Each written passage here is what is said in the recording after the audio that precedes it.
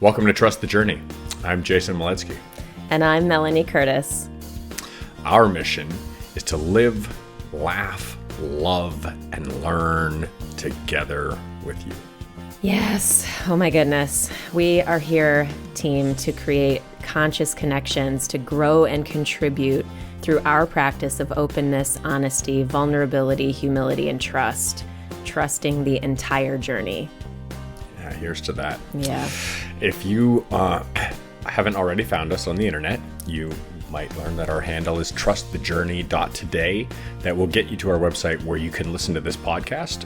You can sign up to be a Patreon supporter, which will also get you to be a member of our Trust the Journey family, where we expand our conversation and support each other through whatever kind of sharing we'd like to do in that space. As well as you can buy merchandise through our Amazon link, which is also at trustthejourney.today.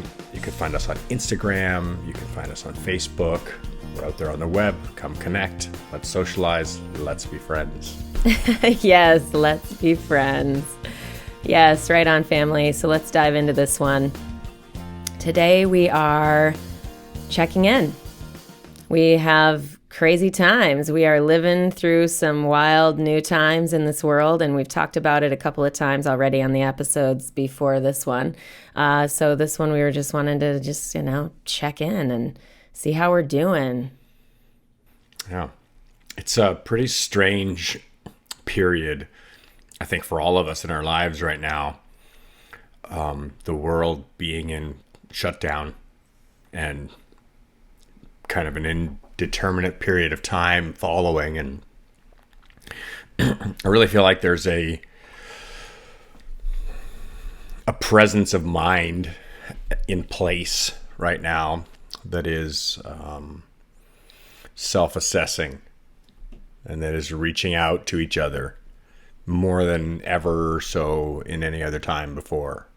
What do you mean? Say more. I don't want to guess. Yeah. So, I mean, I know that you and I particularly, we live in a very virtual world. Meaning, when I say that, what I mean is we have friends and family spanning the globe, and it's very common to reach out to each other via the internet or some other electronic medium in some way to socialize, to connect, to check in with our friends and family through some means of communicating that is not one-on-one, in person, right? Actually sharing time and space together. And I think that that's not always the case. You know, that's not how we generally default. That is not our modus operandi for how we connect. And that is what is happening now. That's kind of changing, that there is this forced scenario where the way that we interact, the primary way, is to reach out electronically, digitally. And even when we do see people in a face-to-face setting, in a normal, what has been the default way of connecting for so long, for entire existence of our species. Yeah. Right? Yeah. There's now this like space barrier that's never existed before. Where it's default ever since we've been alive, or since we've known of ourselves to exist, to handshake, to hug, to touch each other and embrace. And so here we are in a completely different state of being. Yeah. I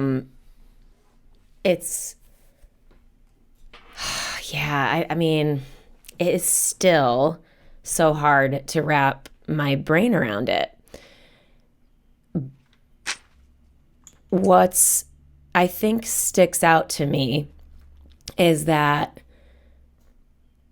I'm having an experience, me just, excuse me, my individual self. And I'm imagining that a lot of other people are having a similar emotionally up and down experience, right? And so my empathetic part, the empathetic part of me that recognizes that as a beautiful opportunity to help someone else that is motivating to me to reach out to other people more too. You know what I mean? To go like, if I can ease somebody's fear today a little bit, if I can make somebody laugh a little bit today, and obviously it benefits, it's a win-win entirely. So if I'm a part of that exchange, it benefits me, of course. But really for me, a lot of that is driven by an empathetic, I hope my friends are not having a hard day. I want to check in on them, which is sort of what we're doing today with us, which I think is beautiful and wonderful, is like, how we doing? Are we okay? We good? Let's talk and let's check in and make each other feel seen and heard. And that is a beautiful act of love, period. I think it's, when I've experienced so far from my friends group that I've been in touch with, family members, friends, chosen family, that reach out and check in. Hey, how are you? Or how you doing? Everybody's pretty much going, yeah, I'm okay, but. Yeah, it's up. Yeah. Yeah, it's not an easy ride for everybody, regardless. Even if the simplest description is, yeah, I've been home on the couch, chilling, enjoying a comfortable life, that I don't feel any special threat, especially threatened in my circumstance. It's still a change that's being forced, and that is something that a lot of us are not so familiar with, and that experience is causing an emotional journey.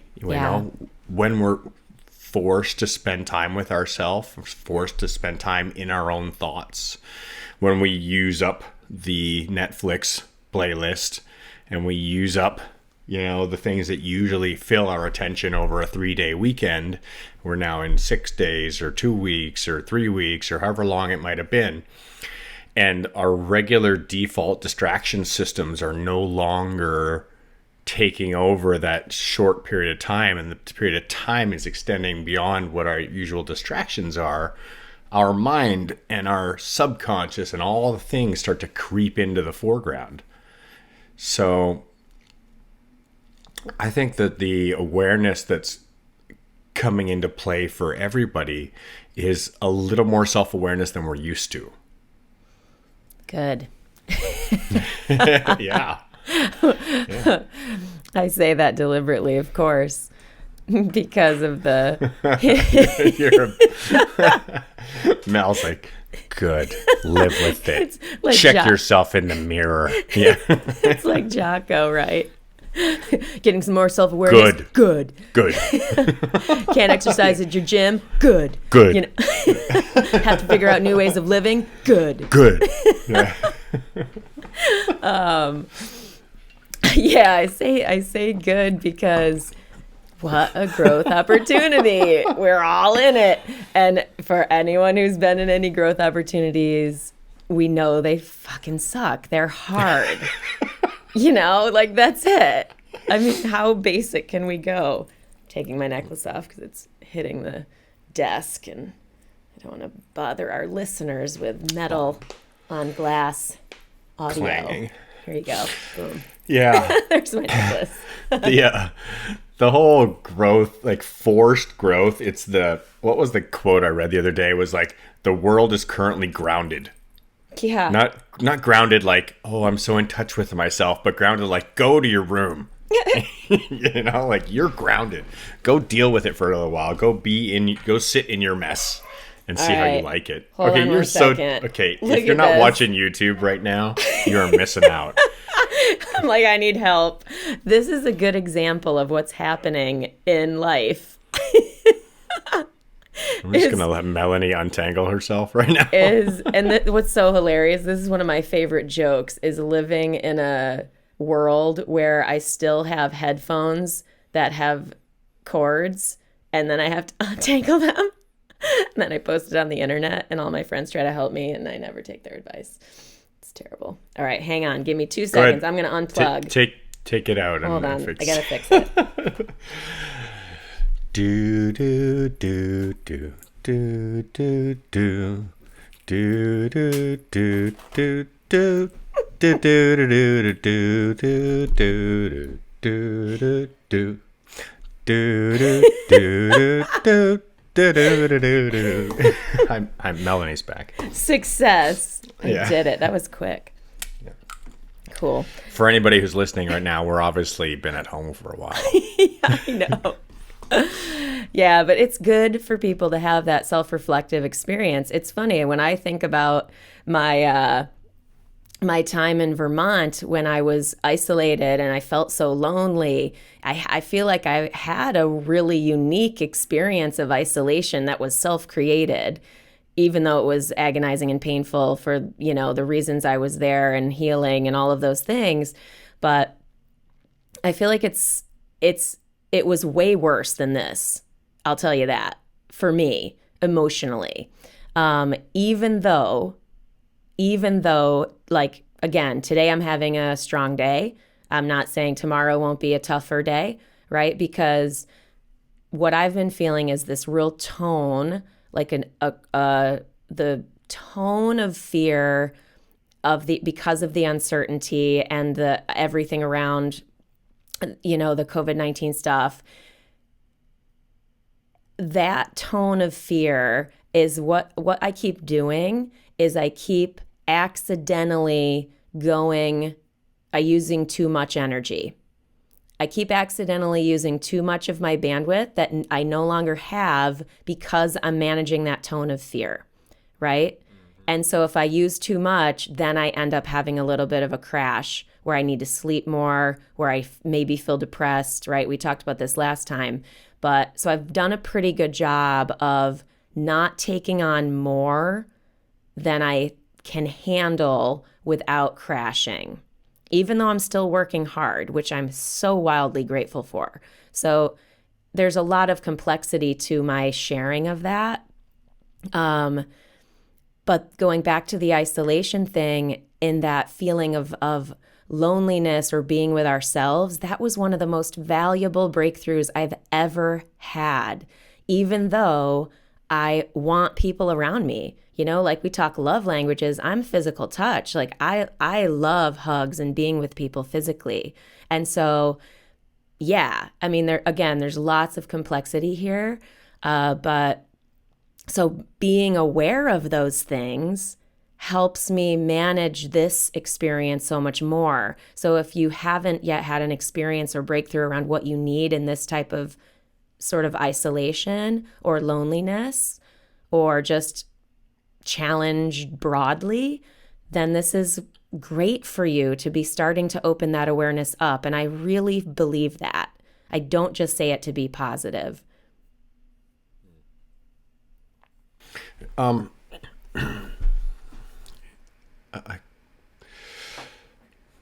kind of left me thinking for a minute there. I didn't really have a clear response on how I would come back with that. I really would process that, take that in a little bit.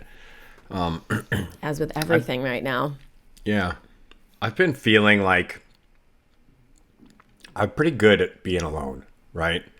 I like being alone. It's one of the things I actually cherish and require is large amounts of time alone, away from lots of other people. I find in general spending time around people, unless it's particularly my friends that I am deeply connected with, I find it much easier to spend larger periods of time and I crave that connection. But in general, I find myself to be more introverted, and the time spent with others is something I'm doing, and therefore it expends energy, and therefore I find myself in need of a recharge or time of energy. I'm recollecting my energy on my own. So this whole practice of being alone thing, it's fairly no problem. Right. What is really different is crossing paths with people again, and how I feel when I find myself in spaces with others. And there's a strange kind of duality going on where, like yesterday, I needed to go out to the store and I needed to pick up a couple things, and it was really simple. I'm like, okay, I'll just run in and I'll get a couple things. And of course, social distancing is in play everywhere. And the stores have put up like cough guards across like the cashier. Good. Cool. Big dog just went by my window. Oh my. Yeah. Have a visitor. So, they put on these big cough sneeze guards, so that the people working there have a little barrier of protection, because there's no control of like who's wearing a mask and who's not, and who knows if they're sick or not. And so there's this general presence of that this is my experience alone, that I'm feeling this emotional experience. As I approach this social space, I know there's going to be other humans in there, and I don't know the way people are acting, and I don't know their responsibility level and how much attention they're putting towards something or not. And I don't have any control over that, right? So I have to release control over what anybody else is doing, and I have to only take control, try and have some awareness.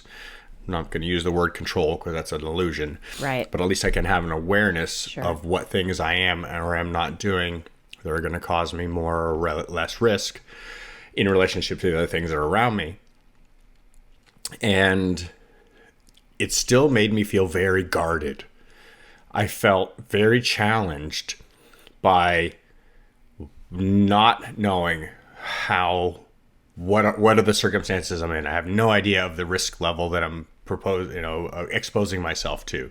Right. Did somebody who just has this virus come and cough on their hand and then pick up something that I just about to pick up? Am I now going to, expose myself to that risk? And simple as something as I was in an aisle, I was looking for something I needed. Somebody in the next aisle, I heard them coughing and hacking. Oh my God. Right. And so all of a sudden there's this, the fear inside of me wells up, because who knows why they're coughing. Maybe they just sucked in some dust from something that was on the shelf. Yep. Right. Maybe they're totally sick and they're spreading it. There's either end of the spectrum, right? Totally. Like, totally nothing wrong. They just got some dust on their airway, totally sick, and they could infect everybody in the store. Right. Like the whole spectrum. And so in the meantime, this whole story that I'm telling myself is like ping-ponging all around, Yeah. And this management of my own fear is exactly what you were talking about earlier. I'm like, okay, first of all, they're in the other aisle. I don't need to feel like they're coughing particulate on me. Maybe there's some airborne, but there should be plenty of space. I shouldn't have to worry, but I've still had the fear response. Definitely. Right? The fear spike that went ping and hit the top of the chart as soon as I heard somebody cough or somebody sneeze. It escalates in our own experience, even if the risk isn't present. So what I'm come to observe is that while I'm at home, spending time on my own, working on projects like this, working on other things that I do in my garage, I'm making music, I'm working in the yard, I'm doing whatever I'm doing. My fear response, the mediated curve of like, what's the wave of like high level of fear, low level of fear, it's not too bad, right? It goes up and down. I got little waves that say, some days I'm not even worried about it at all. I'm just like, yeah, I'm good. I'm not sick. I'm happy. I have enough money in the bank, food in the cupboard, toilet paper on the shelf, whatever. Yeah. There's nothing to worry about, right? Just let it pass. Other moments, I'm like, oh, maybe somebody I love is going to get sick and I'm going to lose somebody I care about. There's this wave of fear. Yep. But it's completely different when I leave the house and I go into a social setting, and now I'm forced to deal with the outside world. And I think this is something I wanted to kind of check in with everybody, with our listenership, to kind of think about how our life experience is changing in that way. Because you can see, I'm sure that some of us are living the life at home right now in quarantine, on lockdown, or just away from everybody, social distancing. And some of us are out there working. Because they are the ones who are responsible for fulfilling the things that society needs right now, Exactly. So I wanted to be a little compassionate towards both sides of that story, to the emotional experience, because I could see a cash register a clerk at the cash at the store, and I could tell how apprehensive she was. Right. I could see how she's just like every person who comes in, she's just going through these waves of fear. Like, is this the person who's going to make me sick? I'm kind of old. If I get exposed, I'm going to, and I could see the waves of fear on her face and how everything that she had to touch and just, oh, my heart went out to her, because I'm like, I'm here for 10 minutes and I'm going home, and she's there all day long. Exactly. I can only imagine what that experience is like. Man, I went to the supermarket yesterday, and I don't take that type of decision lightly in this environment. No, I don't. Yeah, I don't think anyone. I don't think you are. My point is, I just want people to know that that's where I am with that. So I do try to get, it's not like a hoarding situation or anything. I don't like to usually go to the supermarket regularly. So my regular mode of buying things at the supermarket is I buy multiples so that I don't have to go back for a while. Like, that's just how I roll. And it's the amount of time you have to spend going to the store and back. Yeah, I don't like. I'm not a fan of going to the store. I don't mind when I'm there, but I don't like that to take my time regularly if I can avoid it. So I went yesterday. The first time we went, and this was a couple of weeks ago or a few weeks ago, or I can't even remember. Time blurs a bit. Sarah and I went together, and she went in the full gear, and I stayed in the car and drove, and we did the thing. And anyway, this time I went by myself, and I went in with the full gear, like gloves, mask, like the whole 9 yards. I was hat. I got home. I washed everything immediately. I washed all the things that I got from the store. So like really full on trying to be super vigilant about what I both just in case, obviously not contracting it if I can, but and obviously not spreading it if I, for some reason, have it asymptomatically, but also then not getting it from the things I bring into my home. So doing all that stuff. What was interesting to me about the experience in the store is that I feel like it made more sense the last time to see people without masks and to see people just sort of nonchalantly walking around. But there were a lot of people in that store still nonchalantly walking around. Tons of people without masks, tons of people clearly not caring about social distance. Some people with masks and some people with that vigilance. But for the most part, the tone was more relaxed than I would have guessed it would have been in New Jersey. Yeah, agreed. So I don't know if that's from a like, fuck the world. I do what I want no matter what. I don't know what that represents. It's disconcerting though to see that. I found that to be one of the more challenging things. That's what I was talking about the not having any control over anybody's way of approaching anything, and you not being able to have any influence at all. So the only thing you can influence is our own behavior, and how we choose to act or react. And then, I mean, there's a certain amount of choice that we have to say, okay, well, you're going to put on a hazmat suit, head to toe, and go in like, you're an astronaut. Or you're like, okay, I'll put on a mask. It's an N95 mask that's going to protect me in case there's something that like the most obvious ways. So there's all these different levels, Mm-hmm. And it's up to each of us to choose where we feel comfortable. And we can educate ourselves to understand what risk levels we expose ourselves to, and whether we are going home to expose more people in a family, or we're going home to a household where it's just us and there's not a continued level exposure. So, it's not for us to judge anybody else either on their choices about how they do it. It's only for us to decide how we choose to mitigate our own risk level and what that means to us and those around us. Yeah, 100%. Agreed. Yeah. It's important that we have to think about when we have people around us. If we have other family members, that's really where the choices that we make become not our own. We're making choices for other people when we choose actions that are going to have impact or effect on other people. I think that's a big thing to think about. Yeah, and that's how I feel going into a public place too. Even, I mentioned the other day running or going for a walk and seeing people and doing the 6-foot berth for them, for myself. Sure. Yeah, the supermarket, it's fascinating how that becomes this sort of curious, the word battleground is not the right word, but it's this, sort of, it's a fascinating thing where an energy like that normally would not exist there. And again, battleground is not the right word because doesn't feel like that to me, but it's more like this elevated intensity that doesn't... There's a tension in the air, right? Yeah, like that doesn't fit the environment. You know what I mean? And so it's almost like taking,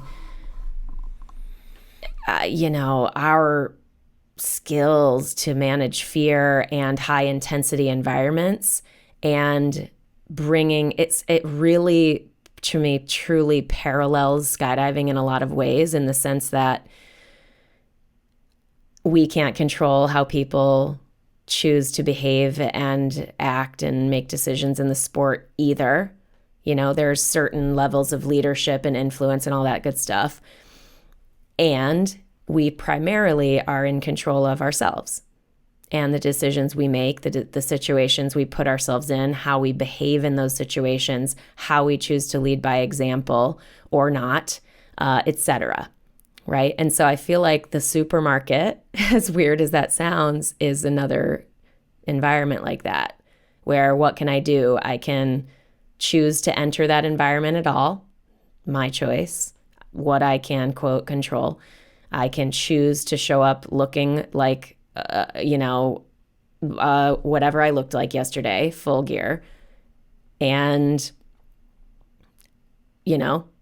be the person who sticks out more than the rest and be okay with that, because that's where I feel I'm being best of service to the collective and to myself and my family.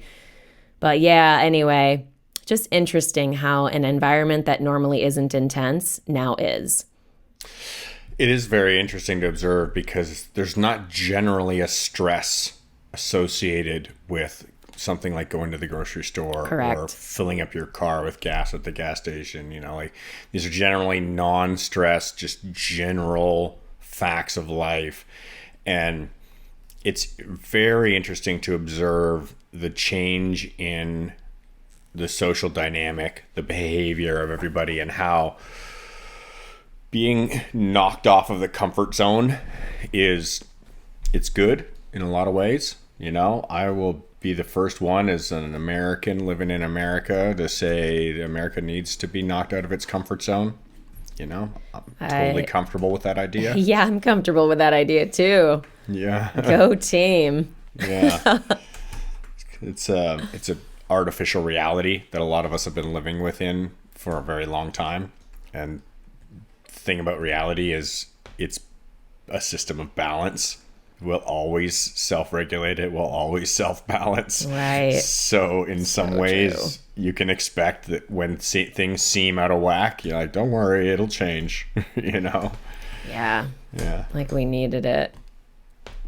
Yeah. Even if you thought we weren't way over here, we were. And so now we're penduluming and yeah. I don't know what you're talking about. I know. I totally had a thought that just left my brain. That's evidence of where I am too. Yeah. I've been noticing that happening to me a bit as well. I've noticed that my bandwidth has narrowed a little bit. That what I found that normally I might have the ability to manage however many tasks per day or per week or whatever, that I feel like my days feel shorter. Yes. As a general kind of awareness, like how many things I can do in a day before I'm tired. Exactly right. For me, that's anymore. I am completely with you on that. Yeah. I think that's due to it's like a heightened sense of awareness. And I guess I could relate it to when I've spent time in nature in environments that are very challenging, they require you to be on your toes, because if you make a mistake, you'll likely get injured. If you get injured, you could die. So there's a heightened state of awareness that's required to exist in those environments. And I feel like our just being at home, our environment has changed. Like our home Yes. environment is no longer just as relaxed as it normally is. Totally.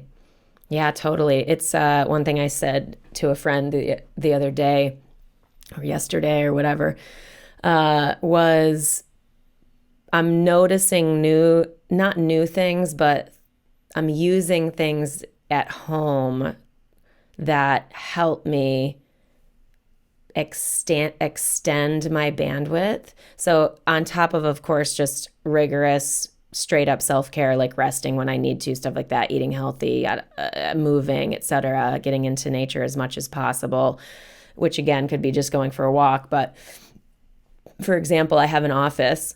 This is where I record the podcast. I'm in my office, and I work hard in this room. And so some days when I wake up and I feel like I don't have maybe video calls, which is rare now, right?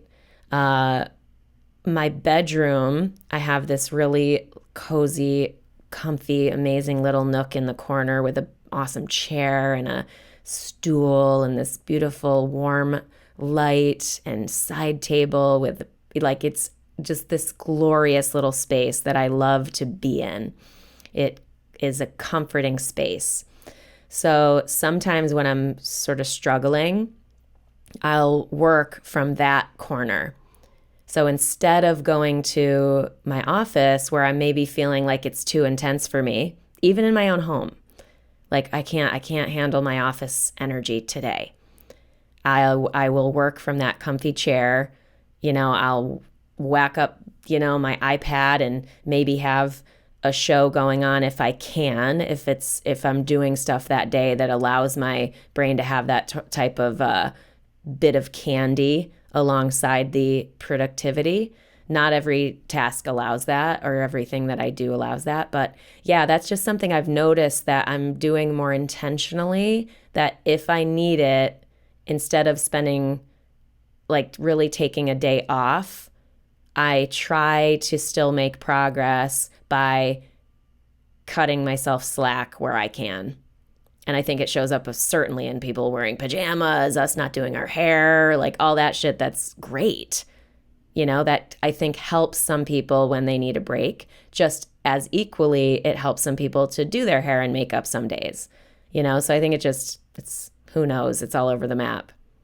Yeah, I'm definitely on that side of the fence where even though I'm not leaving the house, I still have to get up and follow my routine to, like, get my run or my walk, get my shower, fix my hair, shave, like do the things that I would do to make myself feel good about myself, be presentable, look and feel the way I want to look and feel, even though I may see nobody that day except for myself in the mirror as I walk past, like that effort to sustain those positive habits. I find them to be very structural. That discipline and structure are the things that I'm relying upon in order to keep my headspace in a very positive state. That's something I've become very aware of over the last number of years, and I'm sure that I've talked about it numerous times. And it's interesting for me to observe the things that throw it off balance, and that when I see my my discipline or my structure waver, how it affects me as a whole. Mm-hmm. So I had a very busy couple of weeks about a month ago, and followed that up by getting the flu, and was completely off my schedule. Like everything that I normally do, out the window. Exercise routine gone, sleeping hours all over the map. What I do to take care of myself is just off to the side, and you got to do what you got to do at the time. But I have found it very challenging to get back into my routine of structure and discipline in the areas where I hold it, which allow me freedom and choice in the areas where I'd like it to stay. That self-observation as of late. It's something I've seen coming up over and over again over the last number of years. And I'll just share this little reflection that's come to mind for me is it's really frustrating. I grew up an angry kid. I was a rebellious kid. I had a lot of things in my life that caused me to want to be like, fuck you world, fuck you life, just being a rebel because I was angry. Because I got handed some really bad hands of cards, like my deal was crap a couple of times. And so being a kid, the easiest way to respond to that, especially, being a young pissed off boy, anger was an easy default.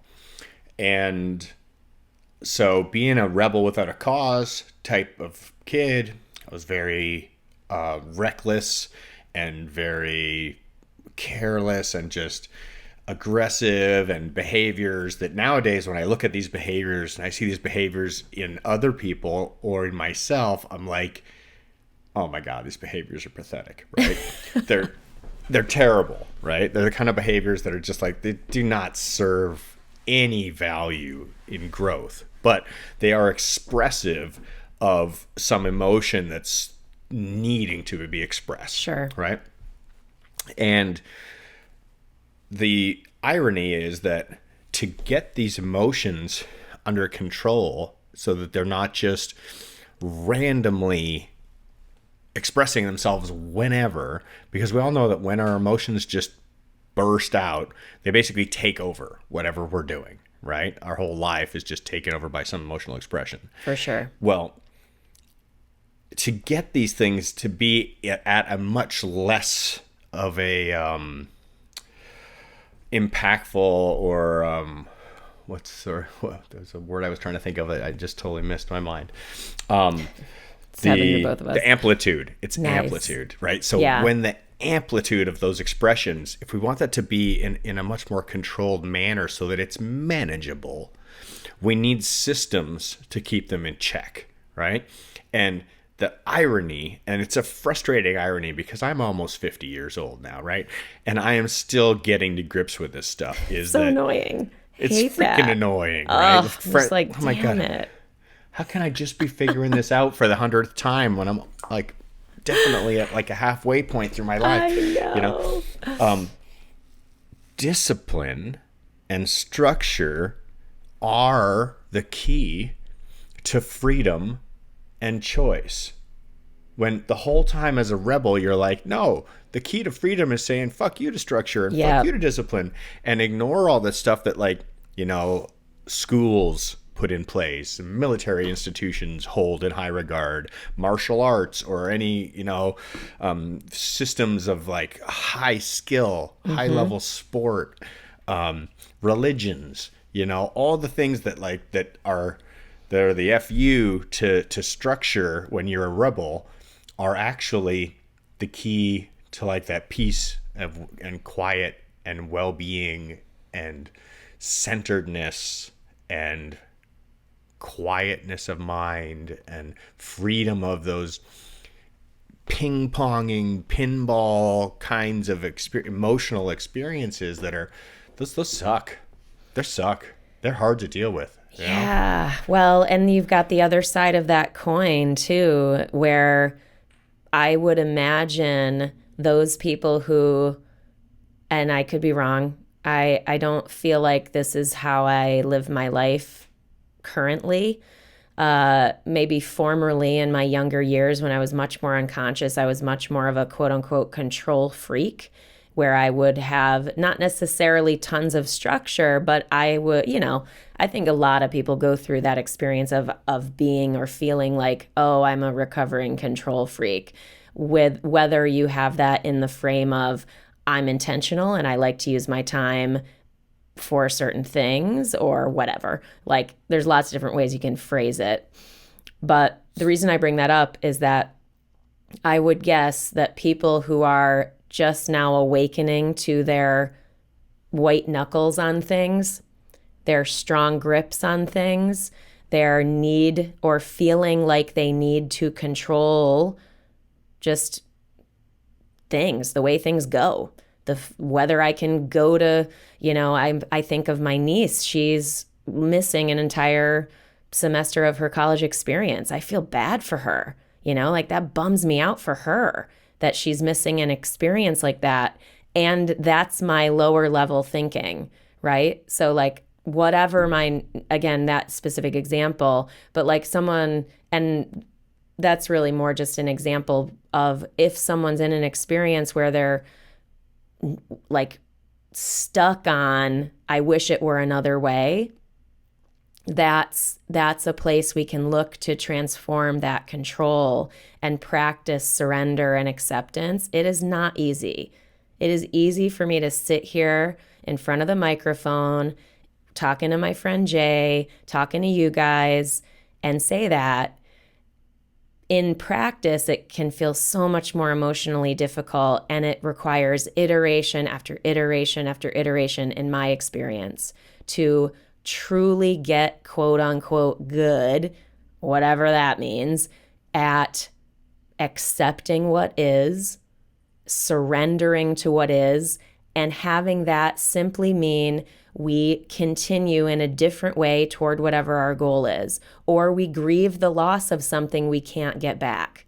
You know what I mean? So for all the kids that aren't going to be going back to school, there might be that processing of, I really wish it were different, and if you know what I'm saying? Like we can't live that school year again. So that's sort of a thing that theoretically would be in the loss category, right? Where if we focus on loss, if we need to grieve, then absolutely grieve. And then practicing that emotional skill of, I accept this, I wouldn't choose it, I accept it, I surrender to this reality. Now what can I do positively with this new reality? And then re-engage sort of in a positive way.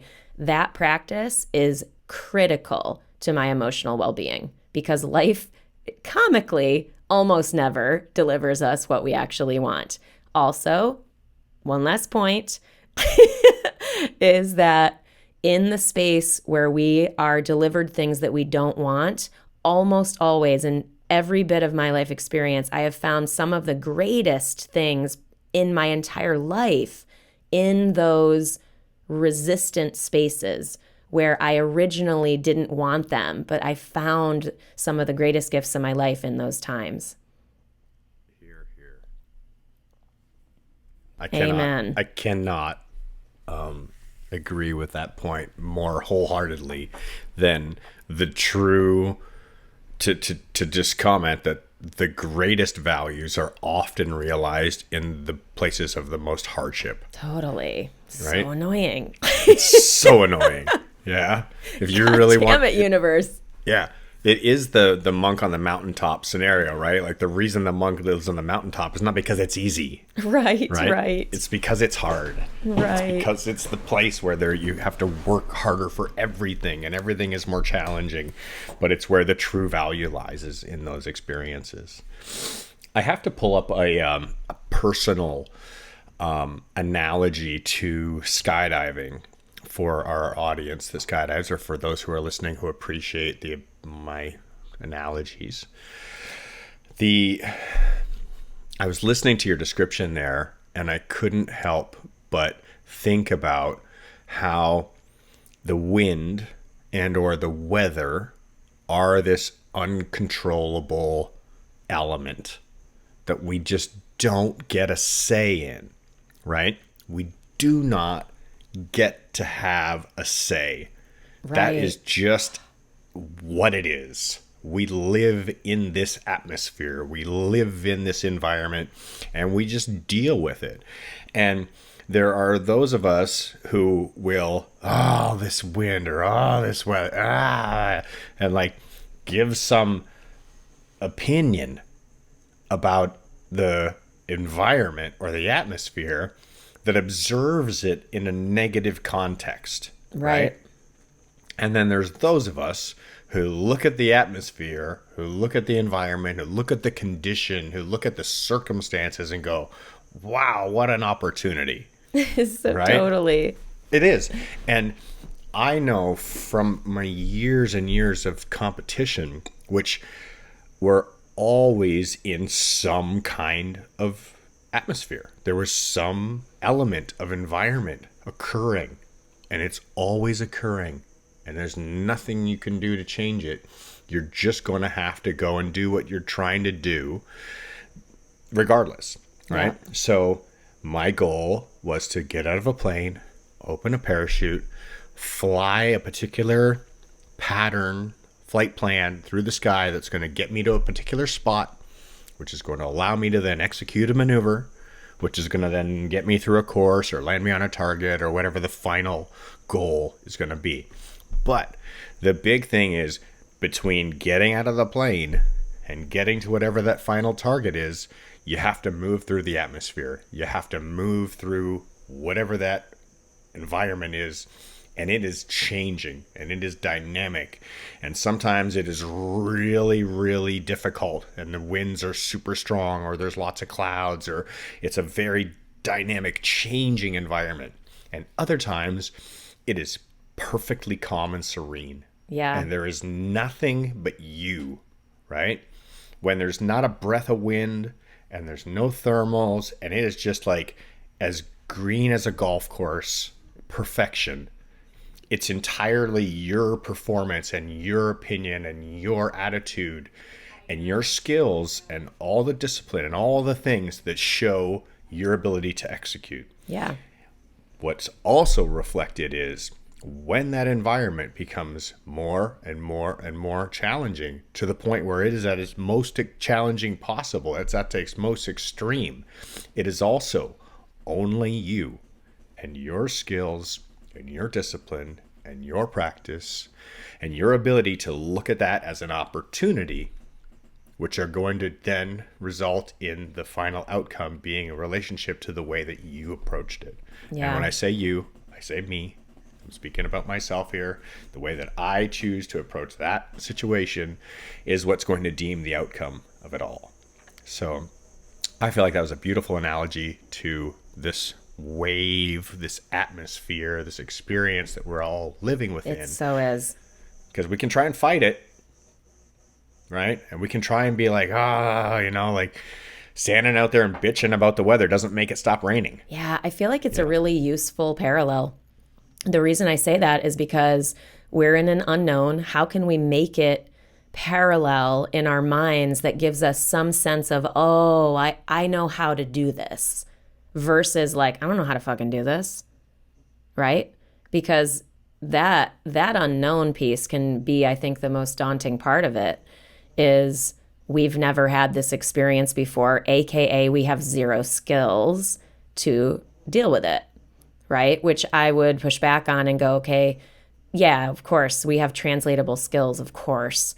And so I love that you just made that parallel of something, at least for our listeners or the skydivers in our community, can really use something they have a lot of experience with and go, how does this apply to me today? You know, what did we do on, a weather day, when we could jump? We went to the go-kart park, or we went to rollerblade, or we went to watch a movie or something, right? But there was some alternate choice that was made that wasn't bad.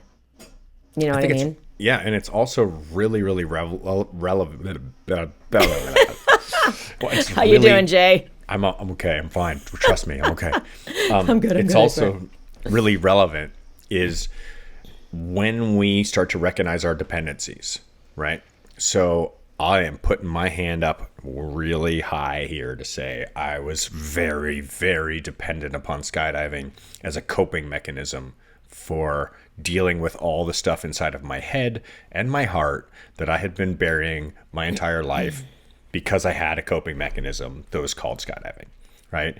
And now that coping mechanism's been taken away, and I have to now find other systems to either replace that or to actually deal with the underlying problems. And that's the analogy I'm talking about in one of our previous episodes about cleaning out the junk drawer. Do I actually start dealing with some of these underlying issues, or do I just leave that pile of junk there and find something else to distract myself with in the meantime? Oof, right? Love it. Oh, because it's tough, right? But I think that's such a beautiful, badass opportunity right now is if, I mean, and again, people may not have this capability and that's okay. But gosh, if you have the ability to work with a professional and just do some work, because it might help balance the emotional charge that you feel right now. I mean, goodness, I've shared about this a lot, but in my writing, I don't know how much I've shared about it on the podcast, but when I was in bringing back the Vermont story, when I lived in Vermont and was again feeling so challenged, I worked with a therapist, and her name was Carol, and I just love her so much. She's like an angel in my life. And it just helped. If we talk about structural grounding in a time where we have very little, that could very much be a thing. There's lots of remote therapeutic help.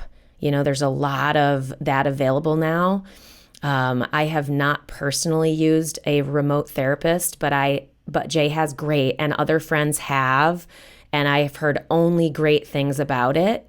I really couldn't recommend more getting with professionals if you can, and using that opportunity to, yes, get support, but really to have transformational breakthroughs around your own healing and stories that may or may not be serving you. That like at its base is just something I want to promote. I'll definitely happy to support and share.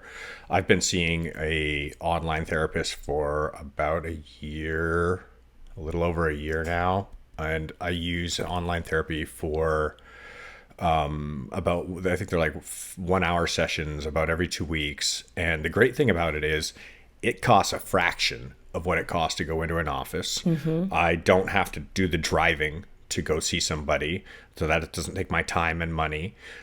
So it's very economical. And here's the reality about this is that for years, I prioritized my own mental health by using my money my available funds to purchase skydivers or to go on trips. Yep. Or to buy booze or to whatever I spent my money on to satiate myself from the things that were in my junk drawer that were bothering me.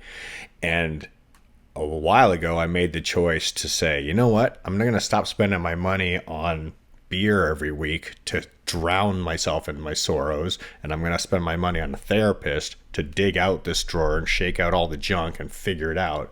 And I can't recommend enough the online therapy because you get to choose from hundreds of therapists. You get to find one that suits your needs, that lines up with the things that you know are challenges for you. And if you don't like the person that you're working with, you can change very quickly. So I'll happily send a recommendation out. There's one online that I use. It's called betterhelp.com. It's very easy to get a hold of, and it's very cost effective. And I meet with my therapist this Friday, and I am very much looking forward to it because I always feel better afterwards. Yeah. It's one of those things like yoga. I'm like, oh man, oh gosh, here we go. And then after I'm done, I'm like, oh yeah, I'm really glad I did that. I feel much better for having done that. Just totally. like going running or anything like that. Yeah. Team, keep in mind that you are unlikely to feel psyched at the idea of this. I don't know about. I mean, I totally echo it in the sense that now I have the awareness and the experience that I didn't die from having all this emotion come up in the presence of another person, right? I didn't, I survived whatever I feared about feeling that emotional pain and having it come up and having it processed and seen and worked through with the help of professionals. But did I want to go ever? No, because every time my ego would want to resist having to process that pain. Right. And not every time that I went to my therapist did I cry, but a lot of the times in the beginning I did. because I was still just very new to that type of work, you know, the depth of it. So I'd done a lot of personal development, but trying to get into the roots, you know, going to family of origin and doing really therapeutic work. So the reason I bring that up is that I hope people who have interest, who are listening, don't let that stop them. Can I ask a question? Yeah. You ever lie to your therapist to try Have and I avoid? ever lied to my therapist? I don't think like so.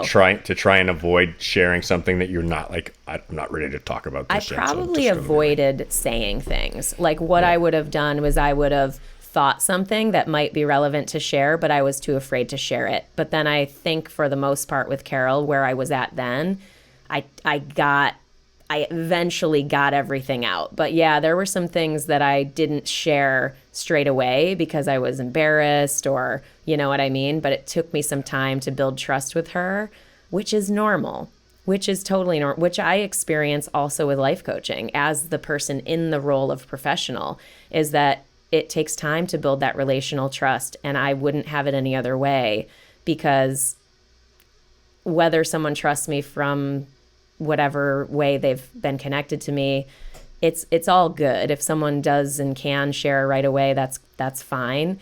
It's just okay if they can't. I find it very interesting to observe myself. I try to be a good objective observer of my own behavior. I think that's really the goal. Like the big goal is to actually be objectively observing ourselves, and rather than being subjectively stuck inside without being able to see the way we're acting from an external point of view. And when I've caught myself avoiding or not sharing or like holding something back from the person that I'm supposed to be sharing with, because they're the ones that are going to help me to deal with it. Totally. like that's the thing. It's like, oh fuck, that means that's the thing I have to say. Oh yeah, that's it. Exactly. Right. So that's the same thing with the psychedelic therapy experience, is like, if there's something you're avoiding, that's the thing that you're supposed to be thinking about, you know? I don't want to be thinking about that because that bothers me. Okay, well, that's the problem, you know? Oh, so tough. So tough.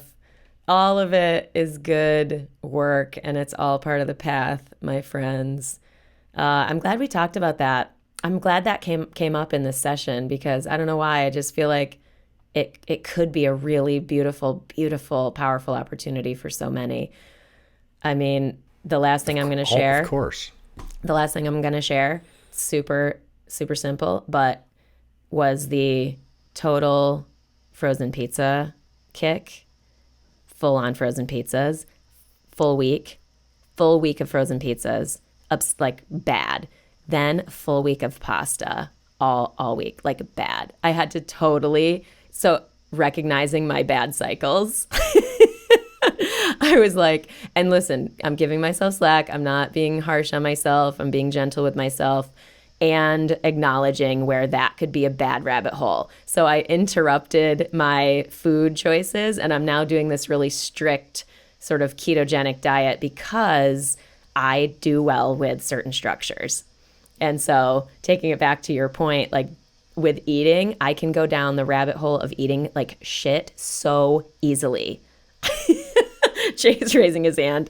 I'm super like embarrassedly raising my, like, hide my face and raise my hand. Like, yeah, that's me. I can do that too. It's so me. Oh my God. So I'm like, okay, I need to, and I want to interrupt this cycle. So that's another example of just something we can see more readily as a cycle that might not be ideal, you know?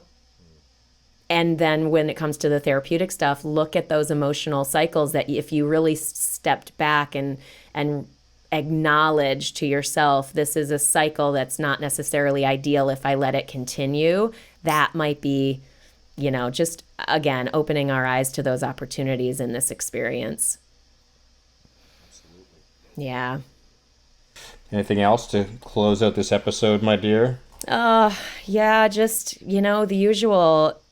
If you are needing extra support or wanting community, obviously there's a lot of people doing a lot of stuff online, but you are welcome to join the Trust the Journey family, for real.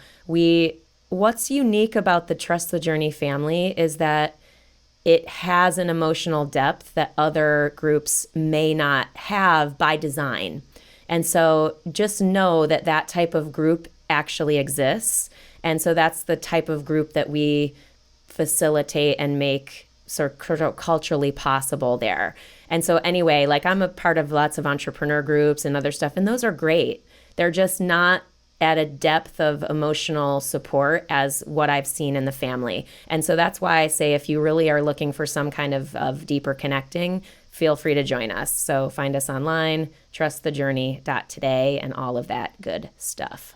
I guess I'll just echo that space within the family is really an echo of our mission. It is. Of what this Trust the Journey project is about: living, laughing, loving, learning together, creating conscious connections, growing and contributing, practice of openness, practice of honesty, practice of vulnerability, humility, and of course the final piece in there, trust. Right? In trusting that doing all those things is going to result in a positive response from the other people involved in also doing those things. And that's the descriptive nature of the culture that I think best sums it up. So, 100%. Well, as we stated before, we've invited anybody who wants to join for free at this time during this challenged period in all of our lives. So just reach out to us on direct message on Instagram or to anyone of us personally, and we'll get you in the group. Amen, team. As always, keep laughing. Keep loving. And keep trusting the journey. We love you. We love you.